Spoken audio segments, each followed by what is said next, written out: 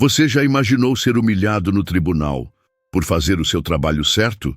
Sargento André Luiz da Silva, 41 anos, 18 de farda e uma ficha impecável. Nunca levou uma advertência, nunca usou força além do necessário, nunca fechou os olhos diante de abusos. Era conhecido no batalhão como o correto. Na manhã do julgamento, André chegou ao Fórum Criminal de São José dos Campos com a cabeça erguida. Vestia a farda oficial, botas lustradas, barba feita, tinha dormido mal, mas sabia que sua palavra era peça-chave para condenar 2 colegas flagrados, espancando um jovem negro na periferia do Jardim São Judas. André tinha presenciado tudo e decidido não se calar. Mas ele não esperava o que viria do juiz. Logo no início de seu depoimento, ao relatar que tentou intervir para cessar as agressões, o juiz interrompeu. Sargento, o senhor tem certeza que não está tentando proteger algum conhecido? Sabemos que certos perfis se identificam entre si. A sala ficou em silêncio. André não entendeu. Perdão, excelência? O senhor me entendeu muito bem. Me refiro à sua proximidade social com o acusado. Os olhares se voltaram para ele. Alguns advogados sorriram. Um promotor franziu a testa. André sentiu o peso da farda. Pesava mais do que nunca. A pergunta não estava no processo. A dúvida não estava na lei. A acusação estava na cor da sua pele.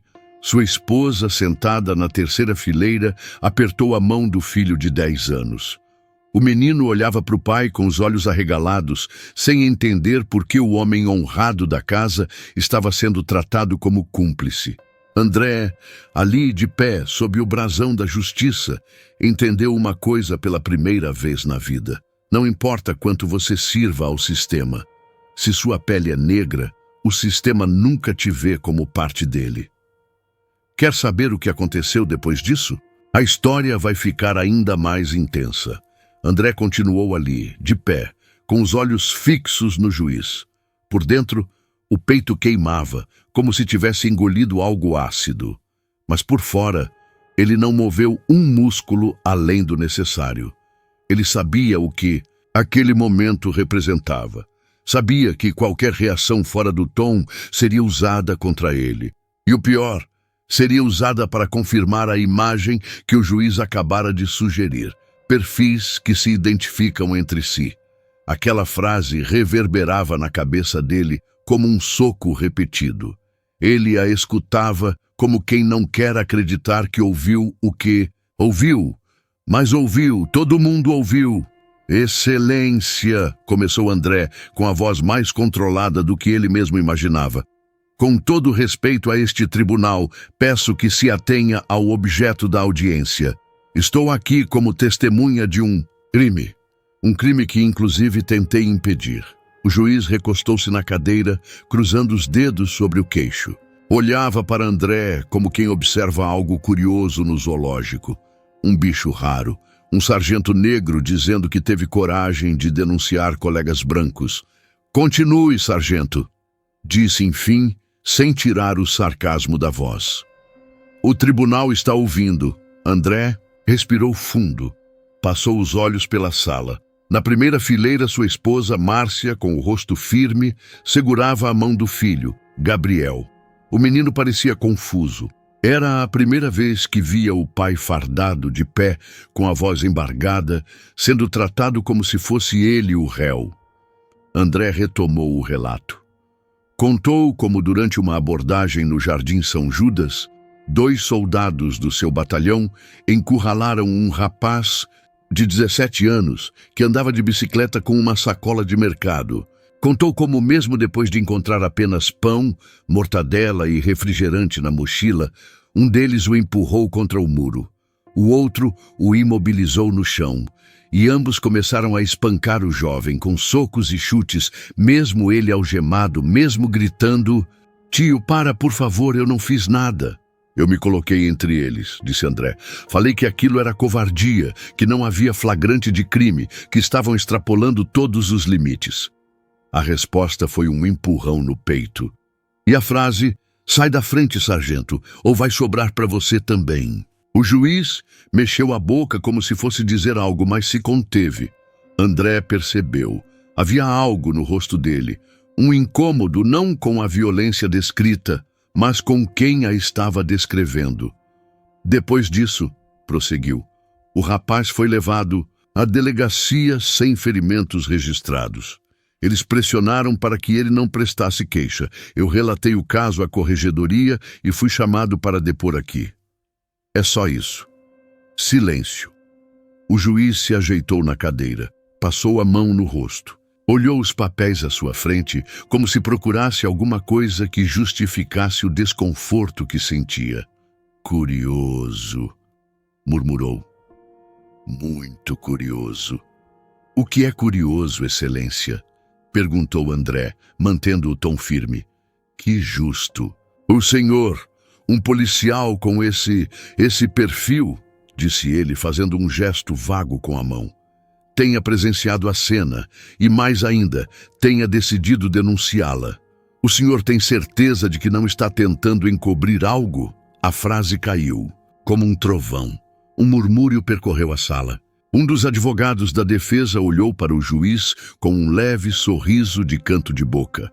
A defensora pública da vítima se levantou, indignada. Excelência, com todo respeito, peço que a corte não insinue caráter ou intenções pessoais da testemunha sem base nos autos. O juiz acenou com a mão impaciente. Sim, prossiga. Não era essa a intenção. Mas era. André sentiu o sangue subir ao rosto, mas não cedeu. Ele sabia o que estava em jogo. Sabia que aquilo não era só sobre ele. Era sobre cada policial negro que tentava andar dentro da lei. Cada um que era chamado de macaco fardado, quando não estava por perto. Cada um que era barrado no quartel se não estivesse uniformizado. Na saída da sala, durante o intervalo do julgamento, um dos colegas de farda se aproximou. Cabo Muniz, branco, recém-formado, era conhecido por suas piadinhas de gosto duvidoso e sua lealdade aos superiores. E aí, sargento, mandou bem lá dentro, disse ele, com o mesmo sorriso que se dá a um idiota prestes a cair, numa armadilha. Só cuidado para não cuspirem no prato que você come. André olhou para ele por um segundo. Não respondeu, só caminhou em silêncio pelo corredor. Mas dentro dele, algo se movia. Um peso, uma certeza, um incômodo que viraria a atitude. Ali, naquele momento, nasceu uma decisão. Ele não ia engolir aquilo calado. Mais tarde, ainda dentro do fórum, no banheiro do segundo andar, ele se olhou no espelho. A farda impecável, a postura ereta, mas nos olhos, uma mistura de frustração, raiva e tristeza. Como pode alguém servir ao sistema por quase 20 anos e ainda ser visto como um corpo suspeito? Ele lembrou de uma frase que seu pai dizia. Um vigilante noturno, aposentado do Capão Redondo. Negro no Brasil tem que ser 2 vezes melhor e 3 vezes mais calado. Mas naquele dia, André decidiu. Ele não seria mais calado. Na mesma noite, ainda fardado, ele escreveu uma carta formal à Corregedoria da Justiça. Denunciou a conduta do juiz, detalhou as falas preconceituosas, pediu que fosse aberta uma investigação sobre comportamento incompatível com a imparcialidade do cargo. Assinou com nome, patente, matrícula. No final da carta, uma frase solitária. Minha cor não apaga minha integridade. Ao enviar, sentiu uma mistura de medo e alívio. Sabia que o gesto podia ter consequências. Sabia que mexer com um juiz era como cutucar um ninho de marimbondos com vara curta. Mas também sabia que, se não fizesse nada, aquilo continuaria acontecendo. E talvez da próxima vez fosse com outro policial, ou com o próprio filho dele. A resposta do tribunal veio 3 dias depois. Um e-mail protocolar informando que a denúncia havia sido registrada e seria analisada internamente. Nenhuma palavra sobre o juiz, nenhuma promessa de apuração concreta, mas era só o começo.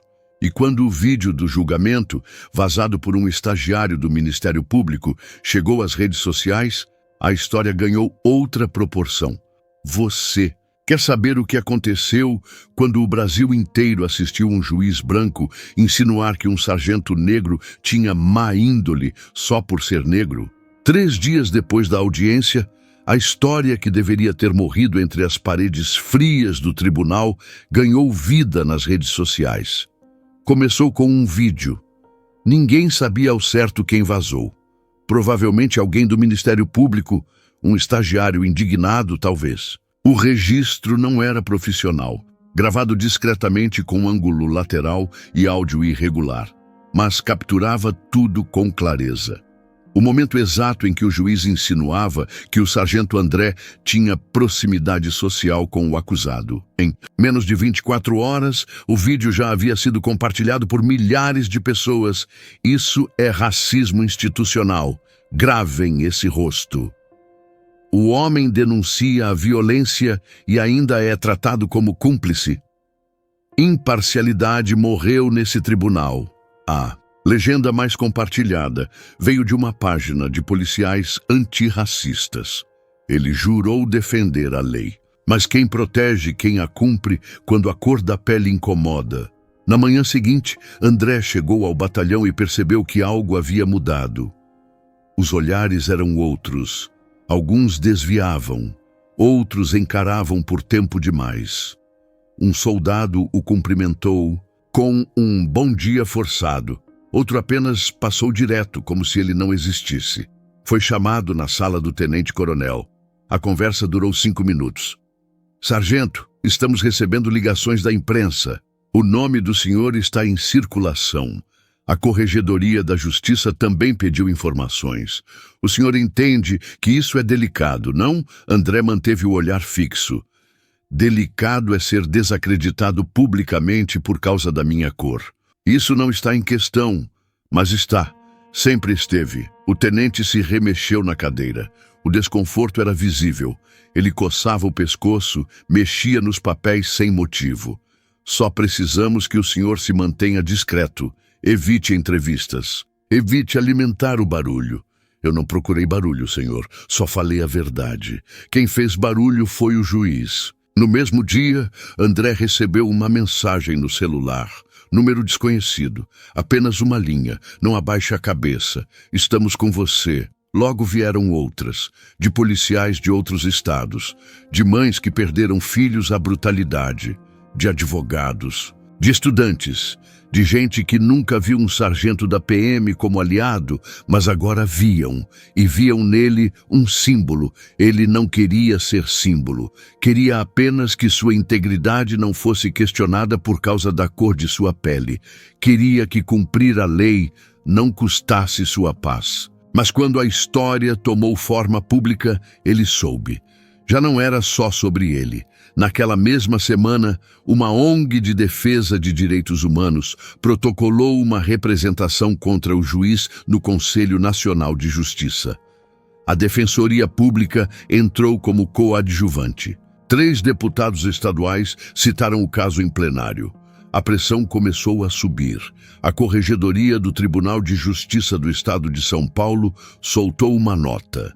Estamos cientes do conteúdo que circula nas redes e abriremos sindicância para apurar possível conduta inadequada por parte de membro do Judiciário. Curto vago, mas algo.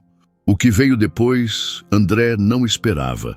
Numa tarde abafada de sexta-feira, ele estava saindo do batalhão quando viu a equipe de reportagem da TV local na calçada. Câmeras ligadas, microfones em punho. Sargento. André, só uma pergunta. O senhor acha que foi vítima de racismo? Ele não respondeu de imediato. Pensou.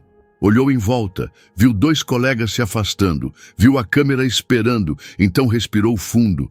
Eu não acho, eu tenho certeza. E o que o senhor espera agora? Justiça, mas não a do tribunal. A que vem quando a verdade aparece, mesmo quando querem escondê-la. A fala foi ao ar no mesmo dia e caiu como pólvora em incêndio. O rosto de André apareceu em sites, stories, tweets. Comentários se dividiam entre aplausos e ataques. Orgulho desse homem. Só quer aparecer. Se fosse branco, nem teriam escutado ele. Ele está querendo virar mártir. Mas entre o barulho todo, uma coisa era certa.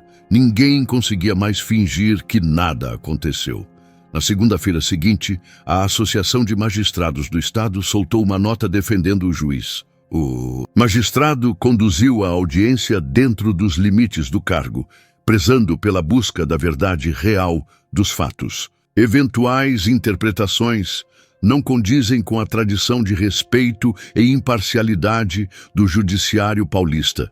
Foi aí que algo virou dentro de André. Respeito e imparcialidade.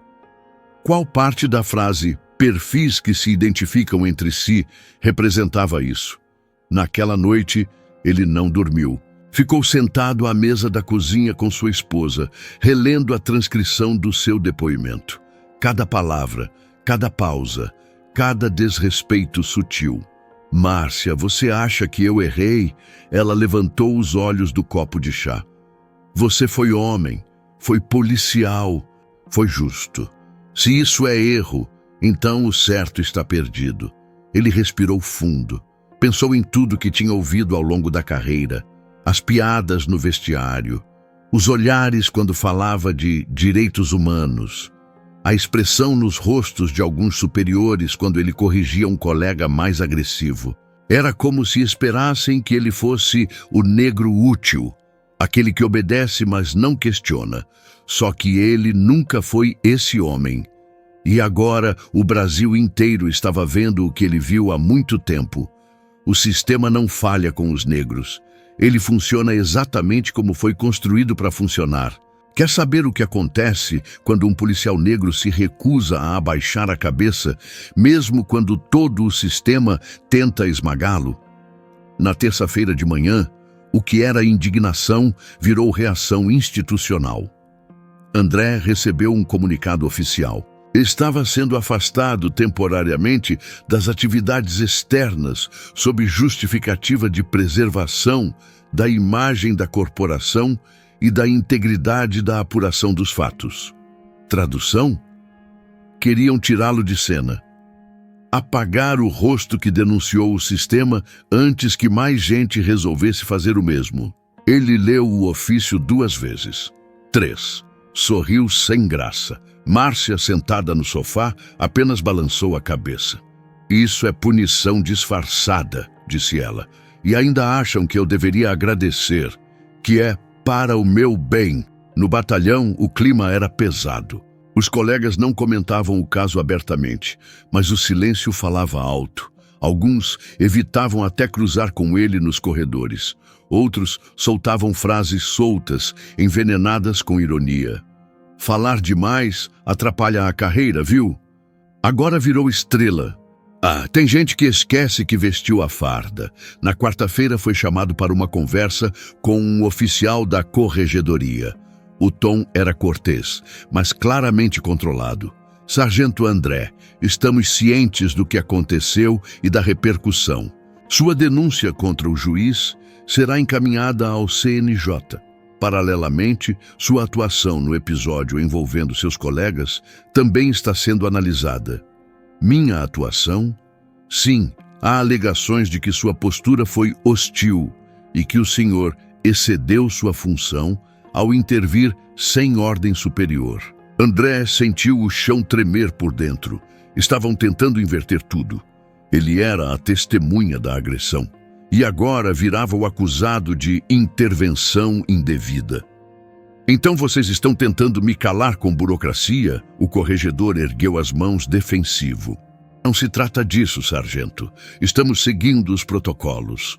Os mesmos protocolos que ignoram quando um negro é espancado na rua. O homem silenciou. Depois baixou os olhos. Naquele mesmo dia, enquanto lia e relia o ofício de afastamento em casa, André recebeu uma ligação inesperada. Era de Jonas Pires, um ex-promotor aposentado e hoje coordenador de um grupo de apoio jurídico para agentes públicos vítimas de racismo institucional. Sargento, seu caso é emblemático. Tem coragem de continuar expondo? Coragem eu tenho. Só me falta fôlego. A gente entra com você nessa. Temos advogados, imprensa, articulação com movimentos civis. Mas é você quem decide. André não precisou de muito tempo. Já tinham tentado tirá-lo das ruas, da sala de audiência, do noticiário. Mas não iriam tirá-lo dele mesmo. No dia seguinte, ele deu sua primeira entrevista formal. A câmera ligada.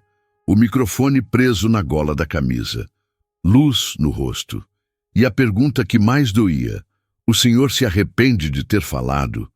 Me arrependo de ter acreditado por tanto tempo que bastava seguir as regras. A farda protege, mas não esconde a pele. E quando a pele incomoda, nem a farda segura. A fala viralizou. Mais uma vez, metade do público aplaudia. A outra metade cuspia ódio. Se sente especial porque denunciou?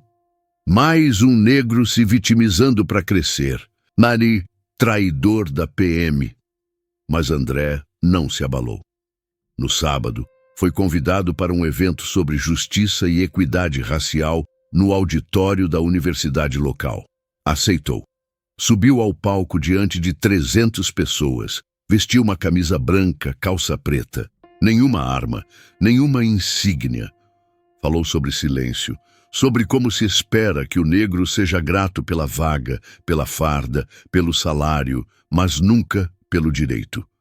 Contou como se sentiu naquele tribunal. Contou sobre o juiz, os olhares, os cochichos, os e-mails frios e os telefonemas cheios de cuidado com o que fala. Quando terminou, aplaudiram de pé. Um grupo de jovens policiais recém-formados o esperava na saída. A gente quer ser como o senhor, mas ainda tem medo. Ele olhou para eles. Todos negros, todos calados há anos, todos carregando o mesmo dilema. Se eu falo, posso perder. Mas se eu calo, já perdi. Na semana seguinte, o Conselho Nacional de Justiça abriu oficialmente um processo administrativo contra o juiz responsável pela audiência. Pela primeira vez, seu nome foi divulgado na imprensa. A denúncia de racismo institucional deixava de ser interpretação e passava a ser fato documentado. A pressão pública foi tanta que a Assembleia Legislativa agendou uma audiência pública com o tema Racismo nas Instituições do Estado. André foi convidado, não como réu, nem como policial, mas como cidadão que quebrou o ciclo do silêncio. Ele hesitou. Sabia que isso podia enterrar qualquer chance de ascensão na carreira, mas também sabia que, depois de tudo o que enfrentou, calar agora seria aceitar o papel de coadjuvante da própria história. Na noite anterior à audiência, escreveu um discurso simples, direto. Em letras maiúsculas no final, grifou a frase que diria olhando nos olhos de cada deputado presente: não existe justiça se quem fala a verdade é tratado como traidor. E o que aconteceu nessa audiência foi o momento que virou tudo.